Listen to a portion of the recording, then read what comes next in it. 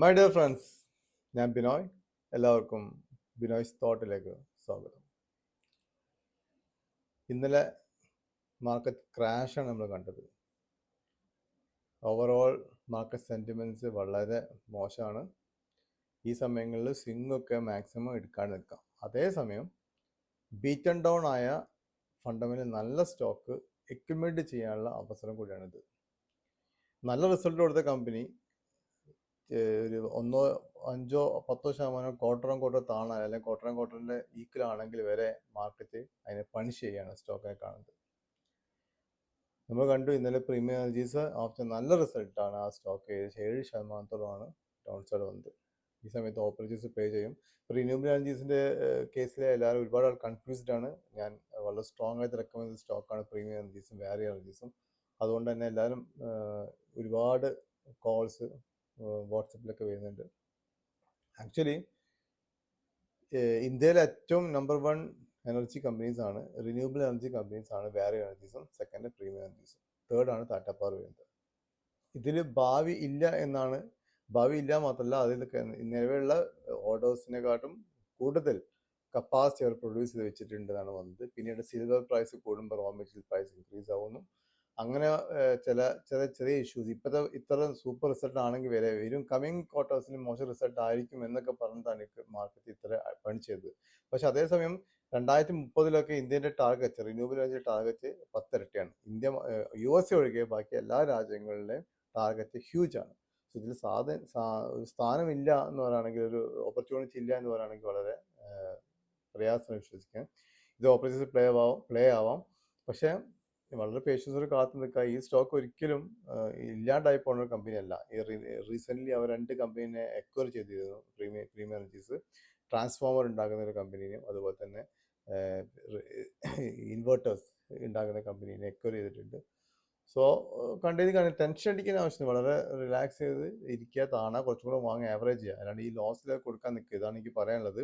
ഇപ്പോൾ ജസ്റ്റ് അത് പറ്റി പറഞ്ഞതേ ഉള്ളൂ.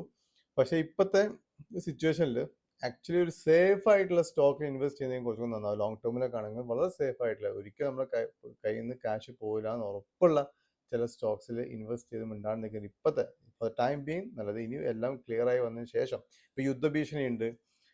ട്രംപ് പറയുന്നത് ഇറാൻ മേലെ യുദ്ധഭീഷണിയുണ്ട്, ഗ്രീൻലാൻഡ് പിടിച്ചെടുക്കുമെന്ന് പറയുന്നുണ്ട്. സോ എല്ലാം മൊത്തത്തിൽ ഫുൾ പ്രശ്നമാണ് ഇപ്പം കാണുന്നത്. ട്രംപിനെ സംബന്ധിച്ച് നോബൽ പ്രൈസ് കിട്ടാത്തതിനുള്ള കലിപ്പ് വേറെ സൈഡിലുണ്ട്. എല്ലാം കൊണ്ട് ലോകം മുഴുവൻ അനുഭവിക്കേണ്ടി വരുന്നതാണ് പുള്ളി ഓപ്പണായി പറയുന്നത്. എന്താ സംഭവിക്കാൻ പോകുന്നതെന്ന് അറിയില്ല. പക്ഷെ ഇതിലൊക്കെ ഒരു മാറ്റം എന്തായാലും തീർച്ചയായിട്ടും വരും. വന്നു കഴിഞ്ഞാൽ മാർക്കറ്റ് സ്റ്റെബിലൈസ് ചെയ്ത് കഴിഞ്ഞാൽ നമുക്ക് എല്ലാം വീണ്ടും എല്ലാ സ്റ്റോക്കും കയറി പോകുന്നതാണ്. അതുകൊണ്ട് ടെൻഷൻ അടിക്കാണ്ട് വളരെ റിലാക്സ് ചെയ്ത് ഹോൾഡ് ചെയ്യുക. മാക്സിമം നല്ല നല്ല സ്റ്റോക്സ് താഴത്ത് കിട്ടിയാൽ ആവറേജ് ചെയ്ത് വെക്കാം. ആർബിഐനിലൊക്കെ വലിയൊരു കമ്പനിയാണ്. അതിനൊക്കെ ചിലപ്പോൾ 250 കൊണ്ടുവന്നേക്കാം. വന്നു കഴിഞ്ഞാൽ വാങ്ങിയിട്ട് മിണ്ടാണ്ട് നിൽക്കുന്ന നല്ലൊരു ഐഡിയ ആയിരിക്കാം. സോ ഇന്നത്തെ മാർക്കറ്റിൽ വാങ്ങാൻ പറ്റിയ വളരെ സേഫ് ആയിട്ടുള്ള സ്റ്റോക്ക് ഒന്ന് റിലയൻസ് ഇൻഡസ്ട്രീസ് ലിമിറ്റഡ്. ഇന്നത്തെ വീഡിയോ ഞാൻ പറയുന്നത് റിലയൻസ് ഇൻഡസ്ട്രീസ് ലിമിറ്റഡ് ആണ്. വളരെ സിമ്പിളാണ്. ഒരുപാട് എപ്രിസിയേഷൻ കൊടുക്കാത്തൊരു സ്റ്റോക്കാണ് റിലയൻസ് ഇൻഡസ്ട്രീസ്. ഈ ബുൾ മാർക്കറ്റിൽ റിലയൻസ് ഇൻഡസ്ട്രീസ് കാര്യമായിട്ട് കയറി പോയിട്ടൊന്നുമില്ല. അതിൻ്റെ ഇയർ ഹൈയിൽ എന്ന് പറഞ്ഞാൽ 1600 റുപ്യാണ്. അതിൻ്റെ 1612 രൂപയാണ് അതിൻ്റെ ഇയർ ഹൈ. കാര്യമായിട്ടൊരു ബുൾ മാർക്കറ്റിൽ പങ്കെടുക്കാത്ത സ്റ്റോക്കാണ് റിലയൻസ് ഇൻഡസ്ട്രീസ്. അതുപോലെ തന്നെ ഇപ്പോഴത്തെ ഒരു ലെവലിൽ അധികം ഡൗൺ സൈഡും പോകാൻ സാധ്യത ഇല്ലാത്ത സ്റ്റോക്കാണ് റിലയൻസ് ഇൻഡസ്ട്രീസ്. മാക്സിമം ഒരു 1250 ലെവലൊക്കെ റിലയൻസ് ഇൻഡസ്ട്രീസ് പോയേക്കാം. പക്ഷെ അതിന് താഴെ പോകാൻ സാധ്യത വളരെ കുറവാണ്. 10 രൂപ ഫേസ് വാല്യൂ ഉള്ള നമുക്ക് എല്ലാവർക്കും അറിയുന്ന വളരെ സോളിഡ് ബിസിനസ് ചെയ്യുന്ന റിലയൻസ് ഇൻഡസ്ട്രീസ്. ഇതിൽ ഏറ്റവും പ്രധാനപ്പെട്ട ഒരു ന്യൂസ്, റിലയൻസ് ഇൻഡസ്ട്രീസ് ഡിമേർജ് ചെയ്യാൻ പോകുന്നുണ്ടെന്നാണ്. അവരെ റിലയൻസ് ഇൻഡസ്ട്രീസിലുള്ള പല കമ്പനീസിന് വേറെ വിഭജിക്കാൻ പോവാണ്. അതിൽ ജിയോ വേറെ വരുമെന്ന് പറയുന്നുണ്ട്. സോ അതൊക്കെ ഒരു വളരെ പോസിറ്റീവ് ഒരു സംഭവം. ഇത് ട്രിഗർ ചെയ്യും ഇതിൻ്റെ പ്രൈസിനെ. വിത്തിൻ 2-3 മന്ത്സിനുള്ളിൽ ഈ ഒരു ഡിമേർജർ പ്രോസസ്സ് കംപ്ലീറ്റ് ആവാൻ സാധ്യതയുണ്ട്. ഒരു അനൗൺസ്മെന്റ് വരാൻ സാധ്യതയുണ്ട്. അതിന് ഒരു വിത്തിൻ 6 മന്ത്സിനുള്ളിൽ ഡിമേർജ് ആവാനും സാധ്യതയുണ്ട്. സോ ഈ ന്യൂസ് വന്നു കഴിഞ്ഞാൽ റിലയൻസ് ഇൻഡസ്ട്രീസ് നല്ലൊരു റാലി കാണാൻ സാധിക്കും. നമുക്കൊരു 2000 എളുപ്പത്തിൽ റിലയൻസിന് ടാർഗറ്റ് വരും. കാരണം കയറിയിട്ടില്ല സ്റ്റോക്ക്. അപ്പം ഇയർ ഹൈ 1612 1612 അല്ല, 2000 തന്നെ പോകാൻ സാധിക്കുന്ന സ്റ്റോക്കാണ് റിലയൻസ് ഇൻഡസ്ട്രീസ്.